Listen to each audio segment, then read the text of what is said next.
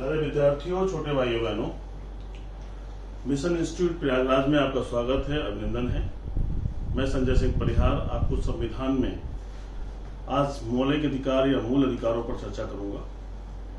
देखिए, भारतीय संविधान का एक बहुत ही महत्वपूर्ण विषय है जिसे कहते हैं मौलिक अधिकार।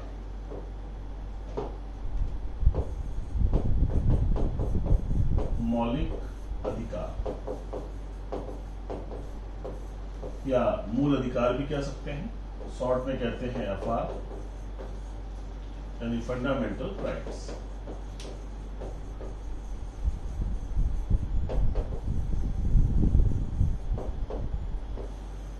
आज हम लोग इस पर चर्चा करने जा रहे हैं।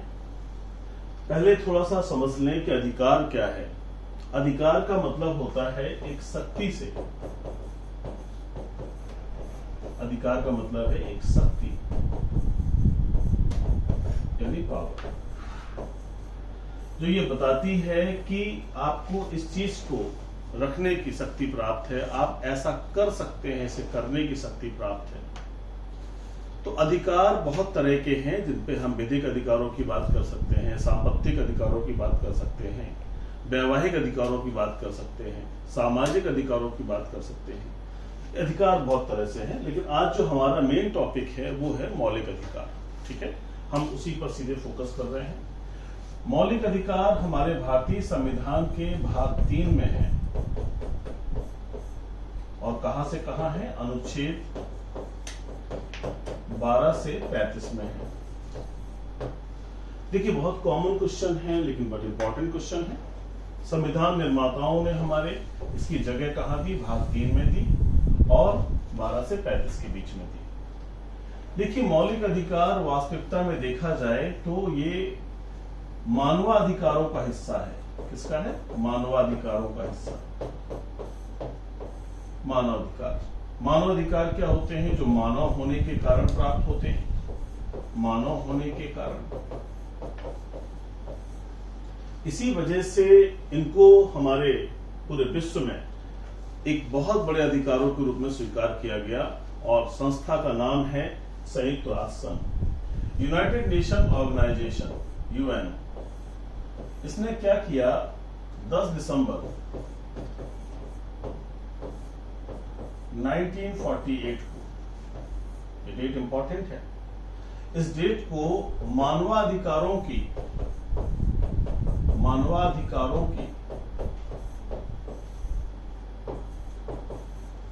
सार्वभौमिक घोषणा की। सार्वभौमिक घोषणा, ये डेट बहुत इंपॉर्टेंट है। इसे मानवाधिकार दिवस के रूप में भी मनाया जाता है, ह्यूमन राइट्स डे। यानी 10 दिसंबर 1948 को जो मानवाधिकारों की सार्वभौमिक घोषणा की, इसी को कहते हैं universal declaration on human rights.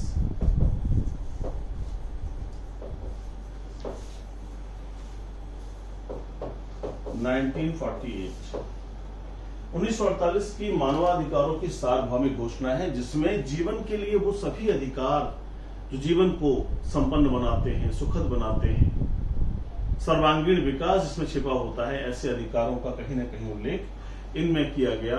और संयुक्त राष्ट्र संघ ने इस घोषणा के माध्यम से संपूर्ण विश्व के सभी मनुष्यों को यह अधिकार देने की बात की। उनका मानना था कि मानवाधिकार के बिना मानव का जीवन ही बेकार है, क्योंकि मनुष्य एक बुद्धिमान प्राणी है और उसे अपने अच्छे बुरे का अच्छे से एहसास होता है। उसके पास किसी चीज का एनालिसिस करने की क्षमता होती है। तो 1948 में जब संयुक्त राष्ट्र संघ ने इन अधिकारों को दिया, इनकी चर्चा की, और इसके बाद 1950 में हमारा देश का संविधान लागू हुआ। इसके पहले अमेरिका की क्रांति हुई, फ्रांस की क्रांति हुई, इंग्लैंड में मैग्ना कार्टा आया था। बहुत सारे घटनाक्रम इसी अधिकारों के संदर्भ में चले थे। आज जिन मौलिक अधिकारों को हम एंजॉय करते हैं, जीवन में अच्छे से महसूस करते हैं, वो अधिकार ऐसे आसानी से नहीं मिल गए। उनके लिए बहुत संघर्ष हुआ है, उनकी नदियां बह गई हैं, तब जाकर आज मानव सभ्यता में यह अधिकार हमें और आपको प्राप्त हुए हैं। तो जो हमारे देश का संविधान है, उसने भाग 3 में इसकी जगह बनाई कहां से कहां? अनुच्छेद 12 से 35 के मध्य में। आज हमारी चर्चा का विषय यही है, तो हम इस पर फोकस होंगे और इसको देखेंगे। देखिए, जो मौलिक अधिकार हैं ये 12 से 35 के बीच में है, और क्या कहा गया है, ये अमेरिकी संविधान से लिए गए हैं। अमेरिकी संविधान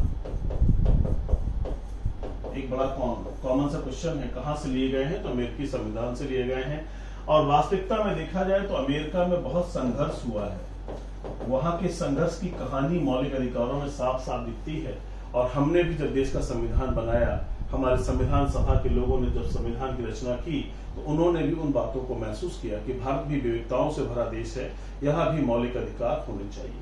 तो हमारे देश में जो मौलिक अधिकार लिए गए हैं वो अमेरिकी संविधान से लिए गए हैं, इसे दिमाग में रखिएगा। इनकी प्रकृति के बारे में क्वेश्चन अक्सर आता है कि इनकी प्रकृति या नेचर क्या है? प्रकृति या नेचर, इनकी प्रकृति या नेचर क्या है? तो इनकी जो प्रकृति है बहुत ज्यादा नकारात्मक है, ज्यादा नकारात्मक, पर सकारात्मक। अब आपको होगी कैसी चीज है? तो ऐसा इस तरह से है कि कोई व्यक्ति हो सकता है कि बहुत निगेटिव अप्रोच का हो, लेकिन कुछ पॉजिटिव भी हो। उसी प्रकार से मौलिक अधिकार के कुछ मौलिक अधिकार बहुत ज्यादा नकारात्मकता से चीजों को राज्य के विरुद्ध देते हैं, और कुछ सकारात्मक अवधारणा से देते हैं। इसलिए इस शब्द का होना ज्यादा अच्छा है कि नकारात्मक भी है और सकारात्मक भी है, यानी दोनों का क्या है? समन्वय है यहाँ पर।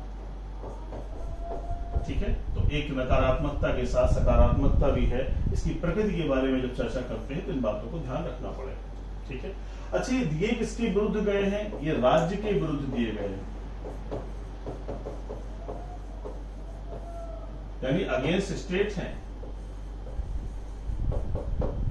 Against state.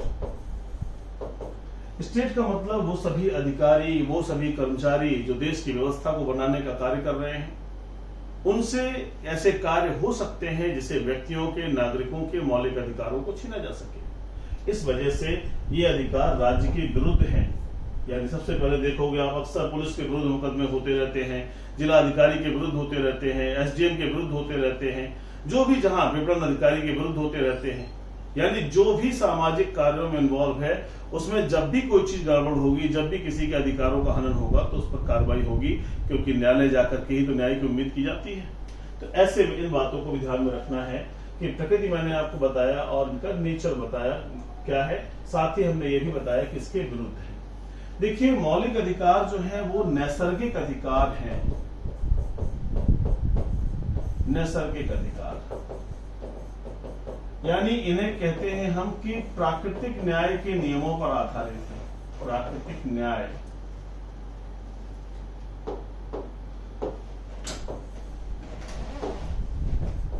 प्राकृतिक न्याय के नियमों पर आधारित है, नियमों पर आधारित है। ये नैसर्गिक अधिकार हैं, यानी जैसे ही किसी व्यक्ति का जन्म होता है, इस तरह के अधिकार उन्हें प्राप्त हो जाते हैं, और ये अधिकार उनके जीवन के लिए अति आवश्यक है। तो हमने अभी तक जो देखा कि कहां से लिए गए, इनकी प्रकृति क्या है और किसके विरुद्ध है। अब हम देखने चल रहे हैं कि है क्या ये। भाई, इतनी चर्चा इनकी हो रही है, तो वास्तविकता में मौलिक अधिकार है क्या, किसे हम कहते हैं? तो मौलिक अधिकार के संदर्भ में कहा गया, अगर हम कॉमन सी डिफिनेशन बना के बात करें, तो किसी व्यक्ति के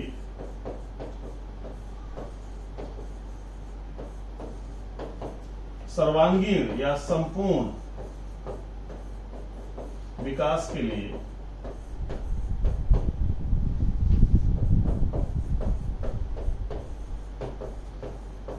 आवश्यक अधिकारों को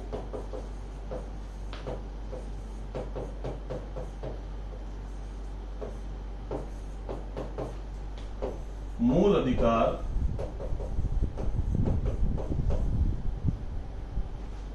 या मौलिक अधिकार कहते हैं।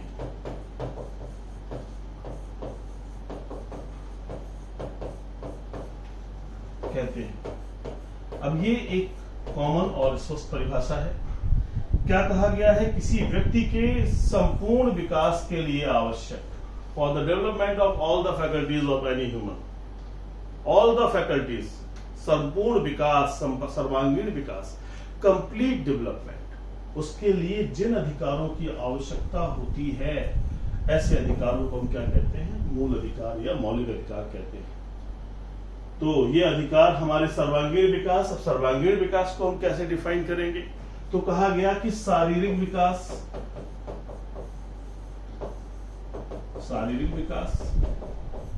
मानसिक विकास, राजनैतिक विकास,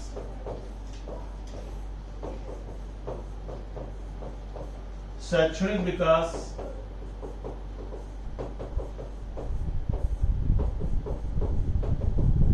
आर्थिक विकास,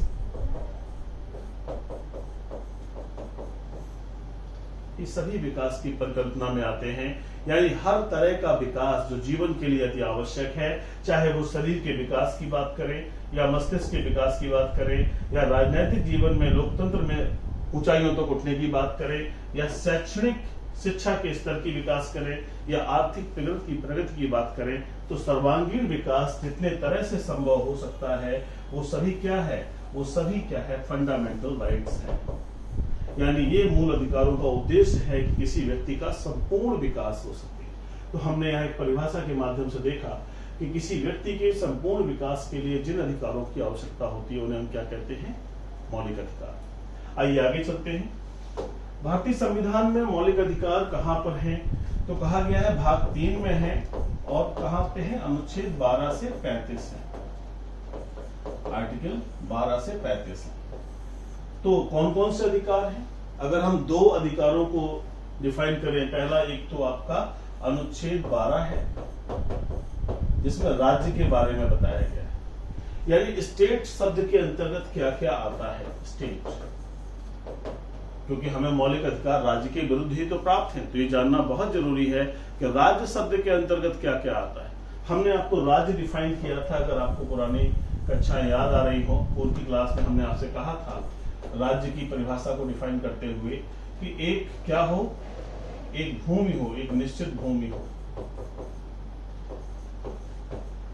निश्चित भूभाग हो, और क्या है? एक जनसंख्या निवास करती हो, संप्रभुता,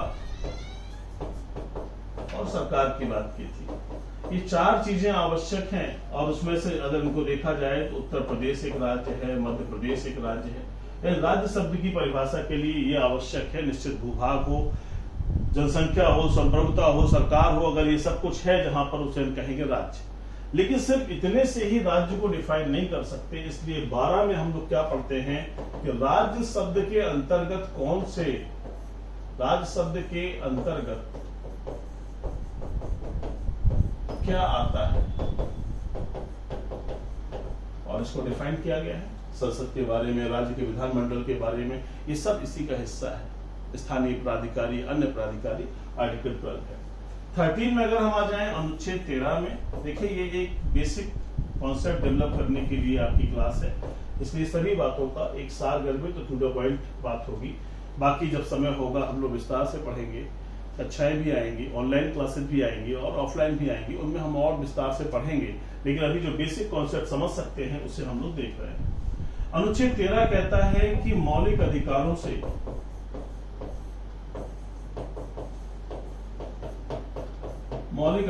से असंगत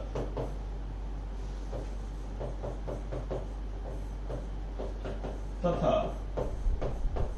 उनका अल्पीकरण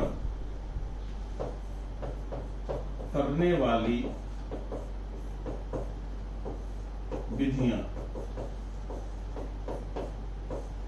अब ये आर्टिकल 13 है, इसमें मौलिक अधिकारों से यानी फंडामेंटल राइट से कौन सी विधियां असंगत हैं, मेल नहीं खा रही हैं, या कौन मौलिक अधिकारों का अल्पीकरण कर रही हैं, कम कर रही हैं, छीन रही हैं, ऐसे अधिकारों के बारे में सिद्धांत है। पृथक्करण का सिद्धांत है, आच्छादन का सिद्धांत है, इन सभी को हम लोग देखेंगे और विधि शब्द को भी डिफाइन किया गया है। तो 12-13 में हमने दो बातें आपको बताई। पहली बात आपके सामने राज्य है, दूसरा बात है कि मौलिक अधिकारों से कौन सी विधियां असंगत है, अल्पीकरण करती है, उन पर क्या प्रभाव पड़ेगा ये। अब इसके बाद से हम अधिकारों को प्रॉपर्ली पढ़ने जा रहे हैं और वो कौन कौन से अधिकार हैं उन्हें आपको गौर से देखना है। अब देखेंगे तो पहला अधिकार है समानता का अधिकार।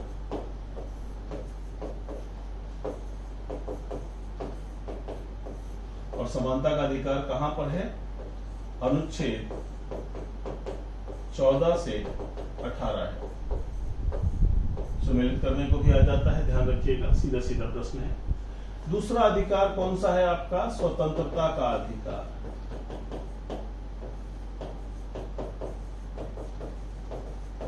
स्वतंत्रता का अधिकार है और ये कहां पर है? अनुच्छेद 19 से 22। ये सब सम्मिलित करने के लिए आते हैं, सीधे आते हैं। मौलिक अधिकार तो विद्यार्थियों को याद ही होना चाहिए, कुछ भी पूछा जा सकता है। तीसरा है शोषण के विरुद्ध अधिकार, और यह है आपका अनुच्छेद 23 एवं 24। अगला है धार्मिक स्वतंत्रता का अधिकार,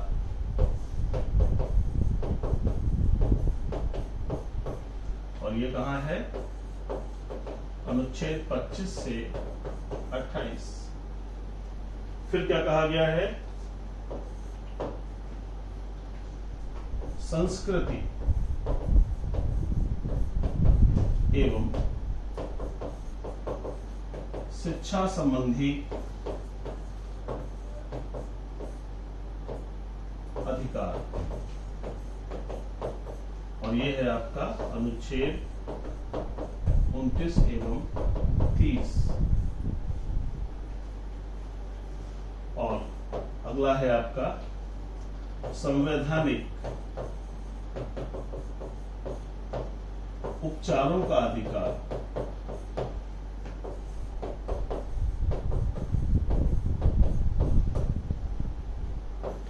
अनुच्छेद 32 से 35।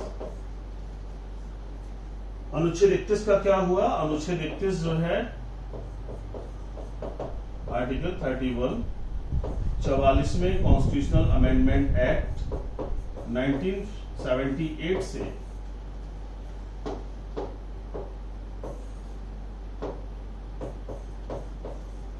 हटा दिया गया। अब देखिए मौलिक अधिकारों की कुछ आपको क्वेश्चन यहाँ से डायरेक्ट मिलते हैं, इनको बिल्कुल तैयार रखिए, परीक्षा में जब भी आए। समानता का अधिकार कहां से कहां है? तो 14 से 18 है, बिल्कुल रट लीजिए। स्वतंत्रता का अधिकार कहां है? अनुच्छेद 19 से 22 है। शोषण के विरुद्ध अधिकार कहां है? 23-24 है।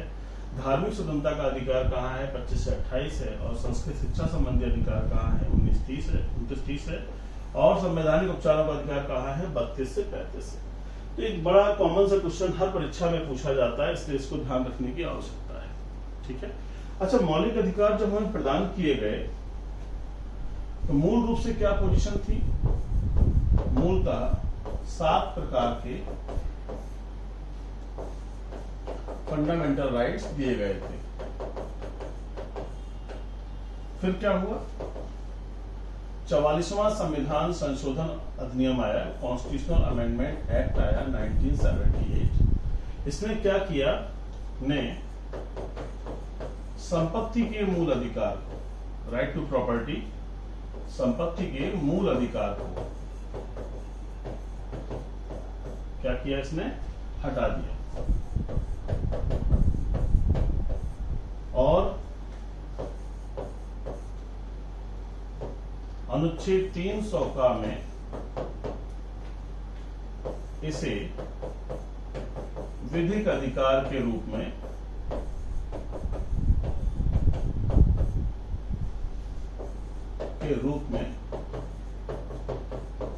स्थापित किया गया।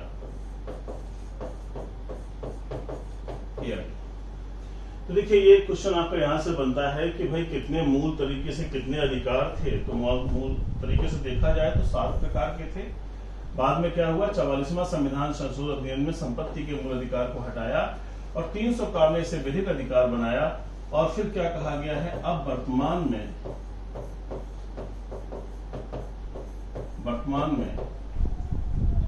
6 प्रकार के फंडामेंटल राइट्स हैं। एक क्वेश्चन आपका ये हो गया कि भाई वर्तमान में कितने मौलिक अधिकार है, तो आपके पास आंसर हो गया 6 प्रकार के। देखिए, मौलिक अधिकार बहुत इंपॉर्टेंट विषय है, हमारे जीवन के लिए अति आवश्यक विषय है। बिना इसके जीवन ही संभव नहीं है ना। ऐसा कहा जाता है कि बिना इसके कुछ हो ही नहीं सकता। इसीलिए इसके संरक्षण की जिम्मेदारी भी दी गई है एक बहुत बड़ी संस्था को, और जिसे हम क्या कहते हैं, उच्चतम न्यायालय।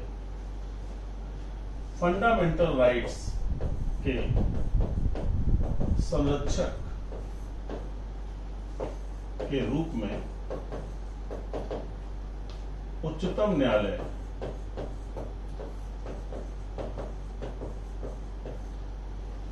कार्य करता है।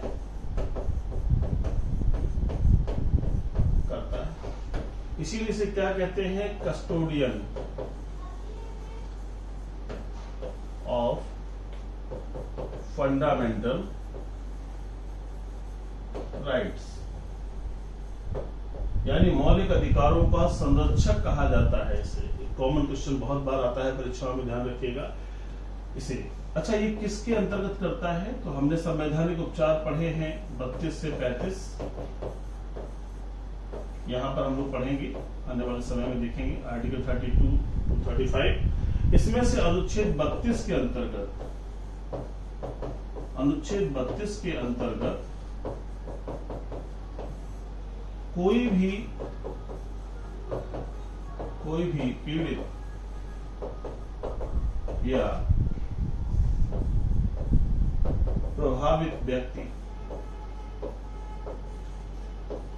उच्चतम न्यायालय जा सकता है।